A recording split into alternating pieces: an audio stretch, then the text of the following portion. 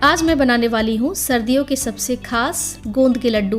ये लड्डू खाने में जितनी ज़्यादा स्वादिष्ट लगते हैं उतनी ही ज़्यादा स्वास्थ्य के लिए भी फायदेमंद है। कैल्शियम, प्रोटीन और कई सारे विटामिन से भरपूर गोंद के लड्डू शरीर की इम्यूनिटी को बूस्ट करता है, साथ ही हड्डियों को मजबूत बनाता है, खून की कमी को दूर करता है, कब्ज को दूर करता है, आंखों के लिए और जोड़ों के दर्द में बहुत ही लाभकारी है। तो अगर आपने अभी तक इस ठंड में इम्यूनिटी बूस्टर गोंद के लड्डू को अभी तक नहीं बनाया है तो जल्दी ही इसे ट्राई कीजिए। बहुत आसान रेसिपी है, तो चलिए इसे बनाना शुरू करते हैं। खाना खजाना विद अनु में आप सभी का बहुत बहुत स्वागत है। इस लड्डू को बनाने के लिए घर की कोई भी कप या कटोरी का इस्तेमाल करेंगे, जिससे कि हम एक परफेक्ट मेजरमेंट से इस लड्डू को बना सके।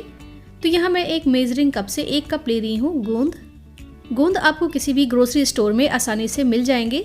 यहाँ अगर आप कम या ज़्यादा मात्रा में लड्डू बनाना चाहते हैं तो कप से मापकर ही कम या ज़्यादा इंग्रेडिएंट्स ले सकते हैं। गोंद के लड्डू में गेहूं के आटे का इस्तेमाल होता है, तो 1.5 कप यहाँ गेहूं का आटा लेंगे। ये वही आटा है जिससे कि हम रोटी बनाते हैं। इस लड्डू को हम चीनी की जगह गुड़ से बनाएंगे, तो 1.5 कप ही गुड़ का इस्तेमाल करेंगे। वजन में देखा जाए तो गुड़ 300 ग्राम के करीब है। गुड़ को क्रश करके ले लेंगे या फिर इसे छोटे छोटे टुकड़ों में तोड़ कर ले लेंगे। 1 कप लेंगे ग्रेट किया हुआ सूखा नारियल यानी कि खोपरा। यहाँ आप डेसिकेटेड कोकोनट भी ले सकते हैं, लेकिन सूखे नारियल का टेस्ट बहुत ही अच्छा होता है, तो इसे ही आप ग्रेट करके ले लें या फिर मिक्सी में पीसकर पाउडर बनाकर ले सकते हैं। 1 कप लेंगे मखाना, आधा कप लेंगे बादाम, आधा कप लेंगे काजू, 1/4 कप लेंगे पिस्ता, 1/4 कप लेंगे किशमिश। मसाले में हम लेंगे 1/4 छोटी चम्मच इलायची का पाउडर, 1 छोटा चम्मच लेंगे सूखे अदरक का पाउडर, 1 बड़ा चम्मच लेंगे खसखस यानी कि पॉपी सीड्स। यहाँ आप ड्राई फ्रूट्स आप अपनी इच्छा के अनुसार कम या ज़्यादा कर सकते हैं। घी की मात्रा लेंगे 1 कप, तो यहाँ मैंने पिघली हुई घी नहीं ली है, जमी हुई घी ली है। घी कम या ज़्यादा इसमें लग सकता है, ये डिपेंड करता है कि आप इस लड्डू को बनाने में कितना ज़्यादा घी का इस्तेमाल करते हैं। यहाँ सारे इंग्रेडिएंट्स रेडी हैं। अब चलते हैं अगले प्रोसेस की तरफ। कढ़ाई को मीडियम फ्लेम पर गर्म करेंगे। इसमें खसखस को डालकर ड्राई रोस्ट कर लेंगे। इसे भूनने में ज़्यादा टाइम नहीं लगता है, कुछ सेकंड में ही ये भुन जाते हैं। इसे रोस्ट करने के बाद इसे हम बाहर निकालेंगे। अब इसी कढ़ाई में मैं डाल रही हूँ आधा कप घी को मेल्ट कर लेंगे। इसे मीडियम फ्लेम पर गर्म करेंगे। सबसे पहले कुछ गोंद को डालकर चेक कर लेंगे। अगर इस तरह से गोंद फूलने लगे तब बाकी के गोंद को थोड़ा थोड़ा डालकर घी में फ्राई कर लेंगे। गोंद को फ्राई करते समय फ्लेम को लो पर कर देंगे और अच्छी तरह से फूलने तक इसे हम फ्राई कर लेंगे। फ्राई करने के बाद इसे हम छन्नी में निकाल कर छान लेंगे, इससे एक्स्ट्रा घी बाहर आ जाएगा। गोंद को फ्राई करने के लिए एक साथ पूरा नहीं डालें, बैचेज में डालकर इसे फ्राई करेंगे। इससे गोंद अंदर तक अच्छी तरह से फ्राई हो जाएंगे। इसी तरह से सारे गोंद को हम फ्राई कर लेंगे और फ्राई करने के बाद इसे हम बड़े से बर्तन या फिर परात में निकाल लेंगे, क्योंकि इसी में बाकी के जो इंग्रेडिएंट्स हैं उसे हम ऐड करेंगे। यहाँ कढ़ाई में काफ़ी कम घी रह गया है, तो इसमें 1/4 कप घी और डाल देंगे। अब इस घी में जितने भी ड्राई फ्रूट्स हमने लिए हैं उसे हम फ्राई कर लेंगे। तो सबसे पहले मैं यहाँ बादाम को डालकर फ्राई करूँगी। बादाम को क्रिस्पी होने तक फ्राई करेंगे। बादाम जब फ्राई हो जाएंगे तो इसे हम बाहर निकाल लेंगे। अब इसमें काजू डालेंगे, इसे भी हम फ्राई करके निकाल लेंगे। यहाँ सारे ड्राई फ्रूट्स को एक साथ फ्राई नहीं कर सकते, क्योंकि कुछ ड्राई फ्रूट्स ऐसे होते हैं जो जल्दी फ्राई हो जाते हैं, कुछ को फ्राई करने में ज़्यादा टाइम लगता है। इसी तरह से किशमिश को मैंने फ्राई करने के लिए डाला है। किशमिश कुछ ही सेकंड में फ्राई होकर फूल जाते हैं, तो इस तरह से जब फूल जाए तब हम इसे बाहर निकाल लेंगे। इसी तरह से पिस्ता को भी हम फ्राई करके निकाल लेंगे। मखाने को भी घी के अंदर डालकर क्रंची होने तक इसे हम फ्राई कर लेंगे। जब ये मखाने क्रंची हो जाए तब हम इसे निकाल लेंगे। अब इसमें काफ़ी कम घी रह गया है, तो इसमें हम ग्रेट किए हुए नारियल को डालकर इसे हम रोस्ट कर लेंगे। इसे लगातार चलाते रहेंगे। जब नारियल का कलर हल्का सा ब्राउन हो जाए और इस तरह से रोस्ट हो जाए तब हम इसे भी बाहर निकाल लेंगे। इन सारे ड्राई फ्रूट्स को फ्राई करने के बाद इसे हम मिक्सी के जार में निकाल लेंगे। यहाँ मैंने नारियल के अलावा सारे ड्राई फ्रूट्स को मिक्सी के जार में निकाल लिया है। अब हम इसे ग्राइंड कर लेंगे। इसे हमें दरदरा ही पीसकर तैयार करना है, बहुत ज़्यादा इसे बारीक नहीं करें। इसे पीसने के बाद आप देख सकते हैं इसमें ड्राई फ्रूट्स के छोटे छोटे चंक्स रह गए हैं। ये खाने में बहुत ज़्यादा टेस्टी लगते हैं। इसी तरह से ड्राई फ्रूट्स को हम पीसकर तैयार कर लेंगे। लड्डुओं को गार्निश करने के लिए थोड़े से फ्राई किए हुए काजू मैंने अलग से निकाल लिए हैं। अब चलते हैं अगले स्टेप की तरफ। अब हम सेम कढ़ाई में बाकी बचा हुआ 1/4 कप घी को डाल देंगे। घी को मीडियम गरम कर लेंगे।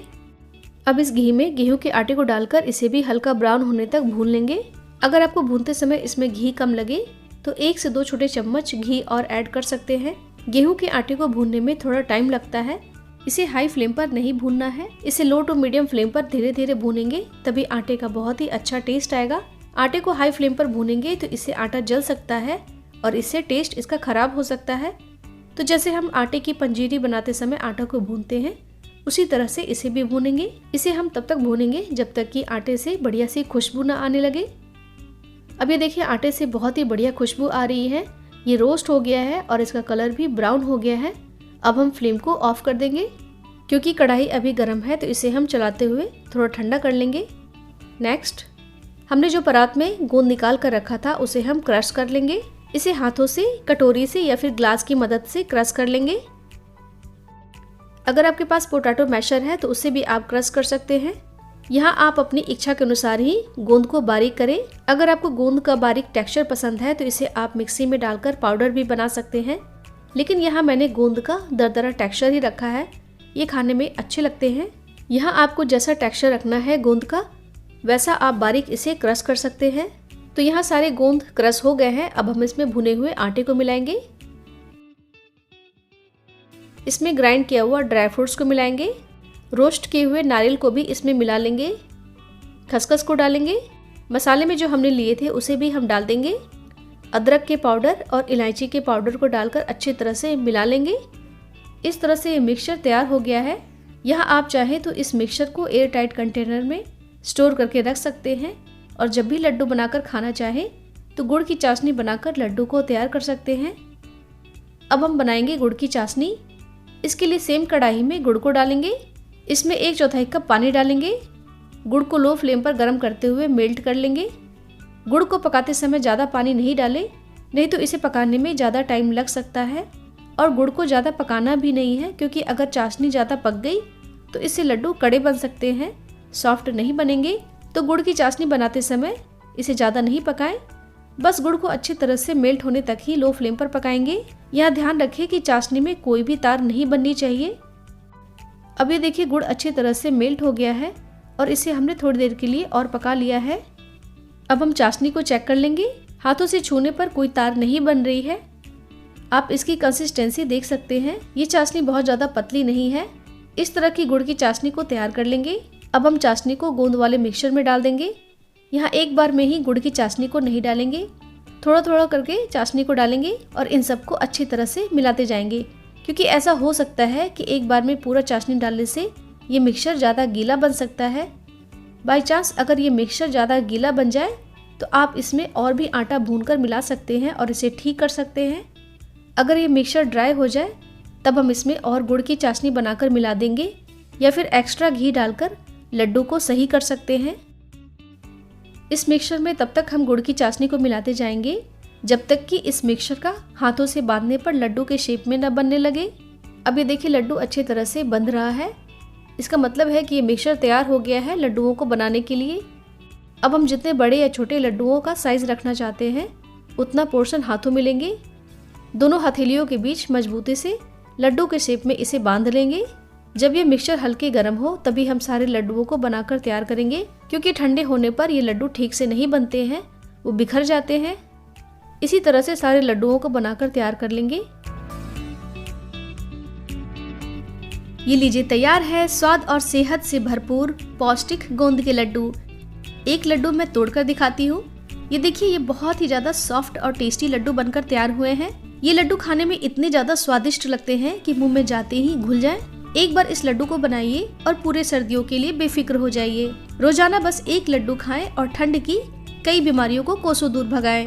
तो एनर्जी और ताकत से भरपूर गोंद के लड्डू को आप कब बना रहे हैं, कमेंट करके मुझे जरूर बताइएगा। रेसिपी अच्छी लगी तो वीडियो को लाइक कीजिएगा, चैनल को सब्सक्राइब कर लीजिएगा। मिलेंगे अगले वीडियो में, तब तक के लिए बाय बाय, टेक केयर।